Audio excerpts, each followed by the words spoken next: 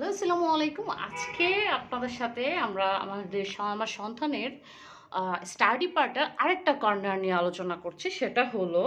সেটা হলো তার স্টাডি পার্টের এটা হলো ছোটবেলা থেকে বই কেনার পর্বগুলো।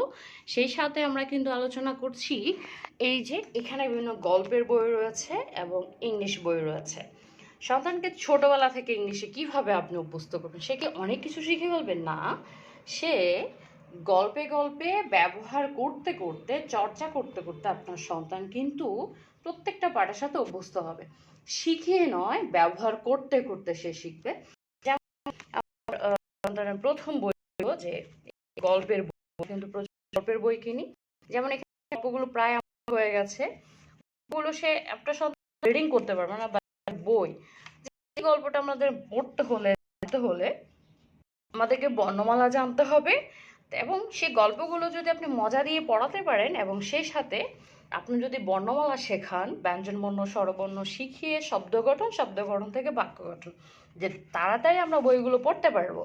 সো আমাদের শিক্ষাটা স্কুলে একটা সন্তানের 100 নম্বর পাওয়ার জন্য নয়, শিক্ষাটার ব্যবহার হতে হবে জীবনের জন্য। যে আমি যদি পড়াশোনা করি, মজার মজার বইগুলো আমরা পড়তে পারবো। আমি কিন্তু আমার সন্তানকে এই কথাটা বলি যে অনেক ভালোভাবে আমরা রিডিং শিখতে হবে। রিডিং শিখলে কিন্তু আমরা আরও মজার মজার বই, কোন বইটাতে কী লেখা আছে আমরা পড়ে পড়ে নিতে পারবো, খুব মজা হবে। যেমন ব্যাঙের ছাতা গল্পটা রয়েছে, এগুলো নিয়ে আপনাদের সাথে আমি পরে গল্পগুলো শেয়ার করব। এই প্রত্যেকটা গল্পে এক একটা মেসেজ রয়েছে। সাক্ষী শিয়াল, তারপর আমাদের রয়েছে কচ্ছপ কথা বলতে গেল কেন, এই গল্পটাও সে ছবি দেখে দেখে বর্ণনা করতে পারে। যেমন হাতের ভেতরে শিয়াল, এখানে আবার রয়েছে মেষপালক, পোষা কুকুর। তারপরে আমি এখানে সাধারণ জ্ঞানের একটা বই রেখেছি, শিশু কাহিনী, সাথে চড়ুই আর কাকের কথা। এখানে আরেকটা বই রয়েছে, এটা হলো বুদ্ধর বাপ, গল্পের খুব সুন্দর, ছবিগুলো সুন্দর, ভেতরের ছবিগুলো। এখানে হলো জ্যান্ত টুপি, খুব মজার একটা গল্প। এটা রাফিও তার বাবার 71-এর গল্প নিয়ে একটা গল্প। সেই সাথে এখানে আমাদের আরেকটা বই রয়েছে, সেটা আমি দেখাচ্ছি। সেটা হলো এইখানে একটা বই, এটা একটা বড় বই, বালক ও মৌমাছির গল্প, বাঘ শিয়ালের গল্প, বণিক ও গাধার গল্প। এইভাবে আপনি তাকে শোয়ার সময় গল্প বলবেন বা একটা বই রাখবেন। বই দেখে গল্প বলার পরে গল্প থেকে কি শিখলাম, একটা মেসেজ পাচ্ছি কিনা, একটা তথ্য, এটা শেখাটা পাচ্ছি কিনা, সেটা সন্তানকে বোঝাতে হবে। যে আজকে গল্পটা যেমন বললাম এখানে প্রত্যেক শিশু কাহিনী বা এই যে গল্পগুলো রয়েছে, আমি তাকে বই দিয়েও গল্প শোনাই। গল্প শোনার পরে তাকে বলি, আচ্ছা এই থেকে আমরা শিখলাম, আমরা কিভাবে ব্যবহার করবো। এই যে ঝিলমিল হবে, মোহাম্মদ জাফরের বই, যদিও বইটা সে তো পড়ছে না, প্রত্যেকটা ছবি দেখে দেখে এক্সপ্লেনেশন, ছবি দেখে কিউরিওসিটি, এখানে কি বলতে চাচ্ছে, তারা কি কথা বলছে এ বিষয়ে, তার প্রশ্ন জিজ্ঞাসা। এক্ষেত্রে কি হবে, আপনার সন্তানের আইকিউ ডেভেলপ হবে, তার প্রশ্ন করার ক্ষমতা বাড়বে, প্রশ্নের উত্তর দেওয়ার ক্ষমতা বাড়বে। এখানে আমি আপনাদের প্রত্যেকটা বই শেয়ার করে বোঝাবো কিভাবে আপনার বাচ্চা স্কিল ডেভেলপ করবেন। এবং সে যখন শিখবে, যেমন এখানে যেমন আম্মু রান্নাঘরে রান্না করছে, গরম তেলের মাঝে ইলিশ মাছের টুকরা, তখন রান্না করে ডেকে বললো, আম্মু তুমি কি করছো? বল, ইলিশ মাছ ভাজা করছি।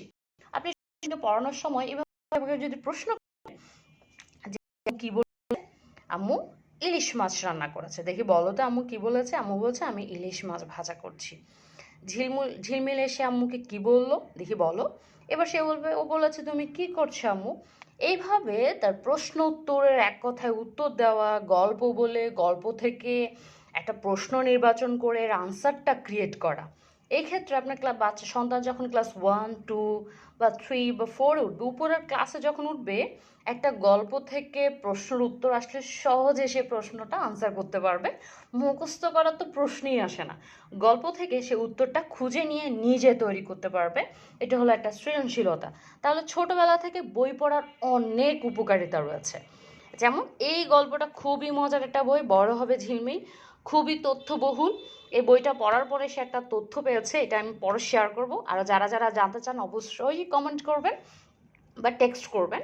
বড় হবে ঝিলমিল এই গল্পের একটা মূল বিষয়বস্তু হলো, সবই হবে, তবে আগে ভালো মানুষ হতে হবে।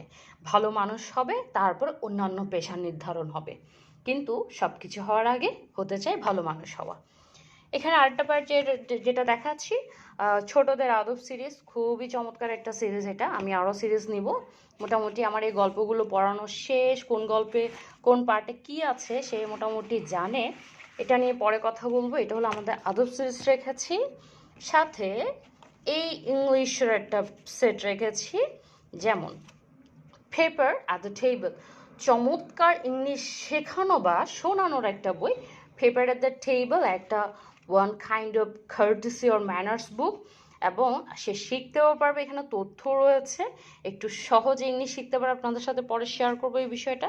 যেমন paper cross the road, paper cross the road, paper in the dark, আবার এখানে পেপার হ্যাজ এ ফাইট। এখানে প্রত্যেকটা কিন্তু তথ্যবহুল, তথ্য দেওয়া থাকবে। এখন উদ্দেশ্য আছে সন্তানদের শেখানোর জন্য, learns to take the blame, এই পার্টটা রয়েছে। এখানে আমি ইংলিশের সাথে কি লিখেছি, ছোটদের স্পোকেন ইংলিশ মাইসুন্সের এই বইটাও আমি রেখেছি।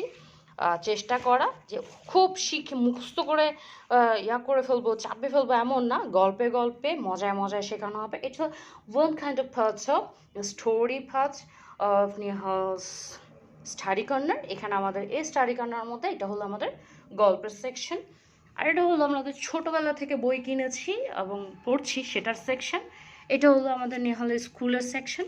এখানে আমি এই যে সন্তানকে আপনি একটা সেকশন ওয়াইজ আপনার কাছে যাই আছে সন্তানকে এটা শেখাতে হবে, তার স্টাডি কর্নারটা সে গুছিয়ে রাখবে, কোনটাকে কিভাবে রাখবে। এই যে এখানে তার স্কুলের বইগুলো রয়েছে, স্কুলের বইগুলো আমি কিভাবে অর্গানাইজ করছি এবং বইয়ের ভীতি ছাড়া তাকে আমি কিভাবে পড়াচ্ছি সেই বিষয় নিয়ে আপনাদের সাথে পরে শেয়ার করব। অবশ্যই থাকবেন। ভাবছি এটা এত লম্বা কথা হচ্ছে, এটা লাইভ করতে হবে। এই যে একটা এখানে অনেকগুলো বই আছে, এটা হলো স্কুলের বই। আমি স্কুলের বইগুলো কখনো পড়াই না। যেমন এই খাতাটা আমি এখানে রেখেছি কেন, আমি নিজে বানিয়েছি। নিহালের স্কুলের বইগুলোকে অ্যানালাইসিস করে, তার সিলেবাসটা অ্যানালাইসিস করে পুরো একটা নোট খাতা বানিয়ে ফেলেছি। তাকে আমি যখনই পাই বইয়ের ভীতি ছাড়া তাকে নিয়ে আসি, স্কুলটাকে যাতে খুব মনে হয় তাই বেশি কিছু না খাতাতে নিয়েছি, প্রেশার মুক্ত। এখানে অলসো নোট রয়েছে, কিছু নোট করা আছে। আমি ওর সিলেবাসের অনুসারে সব নোট করেছি, কিভাবে নোট করেছি পরে শেয়ার করব।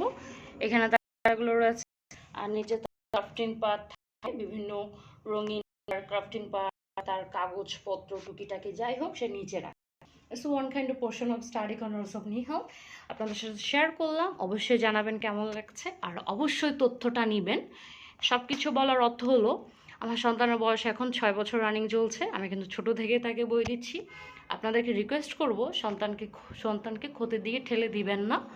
মোবাইল ফোন থেকে তাকে দূরে রাখুন, সময় দিন, সময়কে ব্যবহার করুন। সন্তানকে সময় দেওয়া একটা গুরুত্বপূর্ণ বিষয়। It's one kind of investment to develop your child. আপনি আপনার সন্তানকে বড় করার জন্য, শেখানোর জন্য স্কুলে দিচ্ছেন, টাকা খরচ করছেন, অনেক কিছু কেনাকাটা করছেন, কিন্তু সবচেয়ে বড় কথা হলো সময় দেওয়া।